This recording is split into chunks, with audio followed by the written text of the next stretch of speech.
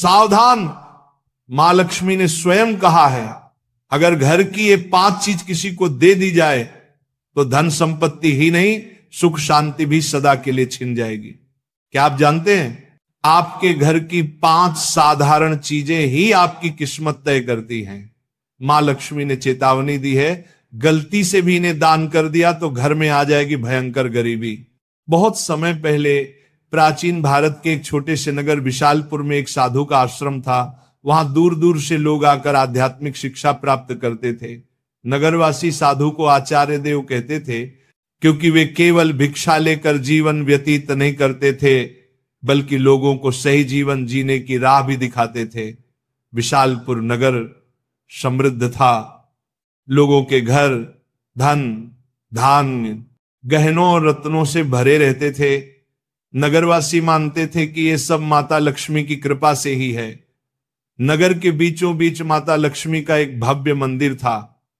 रोज शाम को वहां दीपक जलाए जाते, घंटियों की ध्वनि गूंजती और पूरा वातावरण श्री ह्रीं श्री महालक्ष्मी नमः के मंत्रों से पवित्र हो जाता।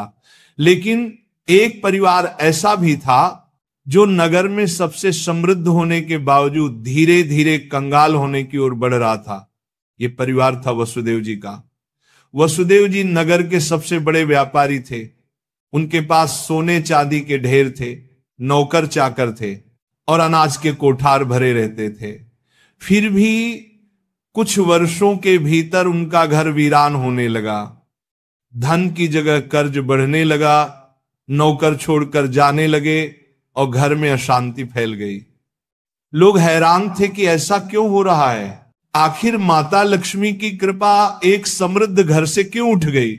वसुदेव जी भी परेशान थे। एक रात वे चिंतित होकर सो रहे थे, तभी उन्हें एक स्वप्न आया। स्वप्न में माता लक्ष्मी प्रकट हुई।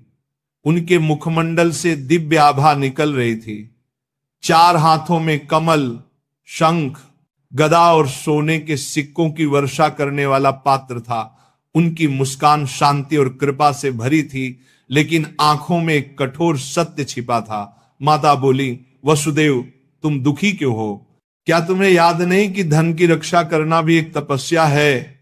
तुमने अपने घर की 5 पवित्र वस्तुएं बार बार दूसरों को देकर मेरे निवास को अशुद्ध कर दिया, इसलिए मैं तुम्हारे घर से विदा हो गई।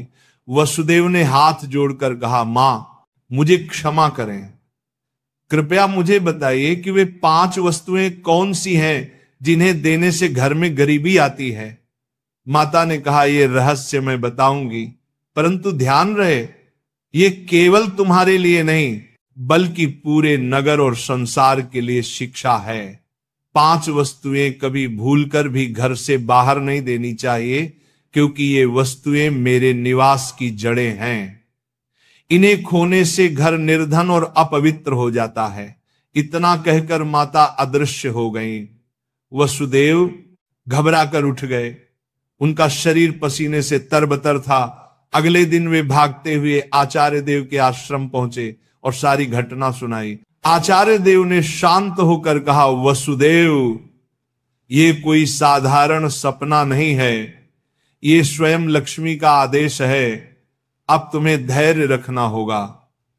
माता लक्ष्मी ने जो 5 रहस्य बताए हैं, उन्हें समझने के लिए तुम्हें एक आध्यात्मिक यात्रा करनी होगी, तभी तुम्हें सच्चा उत्तर मिलेगा।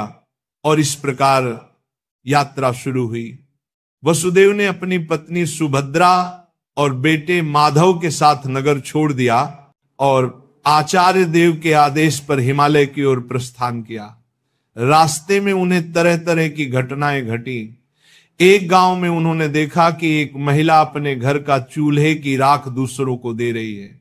वसुदेव को तुरंत माता लक्ष्मी की बात याद आई। क्या राख की भी उनमें से एक वस्तु है? उन्होंने महिला से पूछा, बहन तुम ये राख क्यों बांट रही हो? महिला ने कहा, महाराज लोग मानते हैं कि राख खेत में डालने से फसल अच्छी होती है। वसुदेव ने सोचा, लेकिन यही तो गलती है। चूल्हे की राख घर के भोजन और अग्नि का प्रतीक है। इसे बाहर देने से घर की उन्नति रुक जाती है। यात्रा आगे बढ़ी। वसुदेव, सुभद्रा और माधव पहाड़ों की कठिन राह से गुजर रहे थे। एक रात वे एक आश्रम पहुंचे। वहां एक वृद्ध साध्वी ध्यान में लीन थी। साध्वी ने वसुदेव को देखकर मुस्कुराते हुए कहा, तुम्हें लक्ष्मी माता के 5 रहस्य जानने हैं ना? ध्यान से सुनो। ये पहली वस्तु है चूल्हे की राख। इसे किसी को मत दो, ये घर की लक्ष्मी को बाहर कर देती है। वसुदेव ने प्रणाम किया और रहस्य को याद कर लिया। दूसरे दिन वे आगे बढ़े। एक गांव में देखा कि लोग अपने घर से झाड़ू निकालकर दूसरों को दे रहे। वसुदेव ने आश्चर्य से पूछा, तुम लोग ऐसा क्यों करते हो? एक युवक बोला, हम मानते हैं कि पुराना झाड़ू देने से दरिद्रता चली जाती है। लेकिन तभी आकाश में गड़गड़ाहट हुई, जैसे स्वयं माता लक्ष्मी बोल रही हो, मूर्खों, झाड़ू लक्ष्मी का निवास है। ये घर की स्वच्छता और समृद्धि का प्रतीक है। इसे बाहर देने से लक्ष्मी घर से चली जाती है। वसुदेव को दूसरी वस्तु का भी रहस्य मिल गया, झाड़ू। तीसरा रहस्य उन्हें एक कुटिया में मिला। वहां एक वृद्ध साधक बैठे थे। उनके सामने दीपक जल रहा था। साधक ने कहा, बेटा, घर का जलता हुआ दीपक या उससे जली हुई लौ कभी किसी को मत दो। ये घर की ज्योति और आयु का प्रतीक है। इसे देने से सुख शांति चली जाती है। वसुदेव ने तीसरी वस्तु भी जान ली। आगे चलते चलते वे एक गांव पहुंचे। वहां एक परिवार ने अपने घर का नमक पड़ोसियों को उधार दिया। उसी रात उस परिवार के यहां कलह मच गई। साध्वी ने समझाया, नमक रिश्तों की मिठास और स्थिरता का प्रतीक है। घर का नमक देना लक्ष्मी को अपमानित करना है। अब वसुदेव को चौथी वस्तु भी मिल गई, नमक।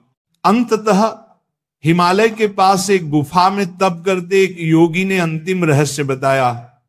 योगी बोले, वसुदेव, 5वीं वस्तु है कपड़े का कोना या पल्लू। महिलाएं अक्सर पुराने कपड़े का पल्लू काट कर दे देती हैं, लेकिन यही स्त्री की लक्ष्मी और घर की मर्यादा का प्रतीक है। इसे देना घर के भाग्य को काटना है। अब 5 वस्तुएं स्पष्ट थी। पहला, चूल्हे की राख। दूसरा, झाड़ू। तीसरा, जलता दीपक। चौथा, नमक। 5वां, कपड़े का कोना। वसुदेव ने कृतज्ञ होकर योगी को प्रणाम किया। अब 5 रहस्यों को जानकर वसुदेव अपनी पत्नी सुभद्रा और पुत्र माधव के साथ नगर की ओर लौटने लगे।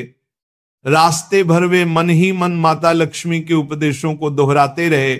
नगर पहुंचते ही उन्होंने सबसे पहले आचार्य देव के चरणों में प्रणाम किया और पूरी यात्रा का वर्णन किया। आचार्य देव ने मुस्कुराकर कहा, वसुदेव, तुम्हें अब सच्चा ज्ञान मिल गया है।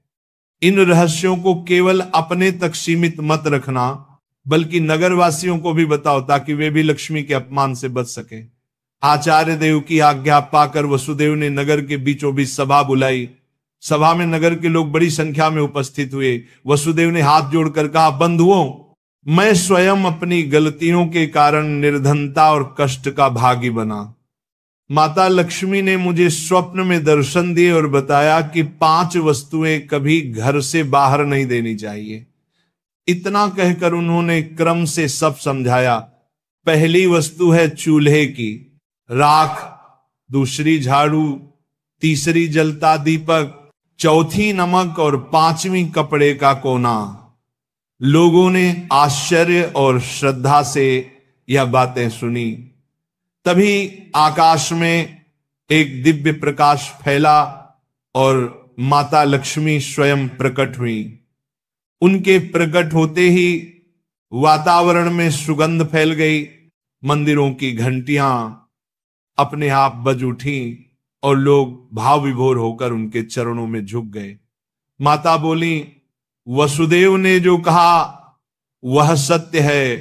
तुम सब जान लो कि ये 5 वस्तुएं मेरे निवास की जड़ हैं। जो इन्हें बाहर देता है वह अपने ही घर से मुझे विदा करता है। ये कहते ही माता ने वसुदेव के घर की ओर हाथ उठाया और देखते ही देखते उनके घर में फिर से समृद्धि लौट आई। कोठार भर गए, नौकर लौट आए और पूरे घर में शांति का वास हो गया। नगर के लोग ये चमत्कार देखकर स्तब्ध रह गए और माता लक्ष्मी के जयकारे करने लगे। नगर में अब यह शिक्षा फैल गई कि कोई भी व्यक्ति घर की 5 वस्तुएं बाहर न दे। लोग अपने घरों में सावधानी रखने लगे। पहले जो लोग अंधविश्वास में पड़कर झाड़ू, राख, नमक या दीपक दूसरों को दे देते थे, उन्होंने ये सब बंद कर दिया। नगर में धीरे धीरे हर घर में समृद्धि लौटने लगी।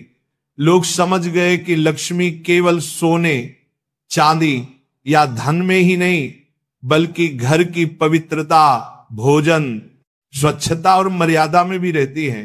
वसुदेव अब नगर में आदर्श बन गए।